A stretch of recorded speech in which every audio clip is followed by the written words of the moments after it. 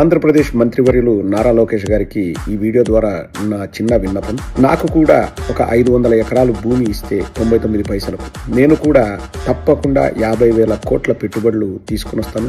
నేను కూడా చాలా మందితో టచ్ లో ఉన్నాను. వాళ్ళు పెట్టుబడులు పెట్టడానికి వాళ్ళు ఇష్టాన్ని వ్యక్తం చేశారు. కానీ నువ్వు భూమిని తీసుకొని రా 99 పైసలకు, తర్వాత మేము పెట్టుబడి పెడతామంటున్నారు. సో నాకు కూడా భూమి ఇవ్వవలసిందిగా నారా లోకేష్ గారిని కోరుతున్నాను. పాలసీలు క్రైటీరియా అంటారా, ఉర్సా లేకపోతే అర్సా, వాళ్ళకి ఏ పాలసీస్ అయితే మీరు పెట్టారో అవే పాలసీస్ మాకు కూడా ఇంప్లిమెంట్ చేయాలని చెప్పేసి మేము కోరుతున్నాము. నాకు వైజాగ్ లో ఇష్టం లేదండి, ఎందుకంటే ఆల్రెడీ అర్సా వాళ్ళకు వైజాగ్ లో ఇచ్చారు. కాబట్టి నాకు అమరావతిలో ఈ 500 ఎకరాలు కావాలంటే చంద్రబాబు నాయుడు గారి ఇంటి పక్కనైనా ఇవ్వచ్చు, నాకేం అభ్యంతరం లేదు. నేను కూడా డేటా మేనేజ్ సెంటర్లు పెడదాం అనుకుంటానండి. 50,000 కోట్ల పెట్టుబడి 5 ఏళ్లలో. కంపెనీ ఏముందండి, నేను కూడా బెంగళూరులోనో హైదరాబాద్ లోనో ఒక అపార్ట్మెంట్ అడ్రస్ తీసుకుని నేను పెట్టేస్తాను.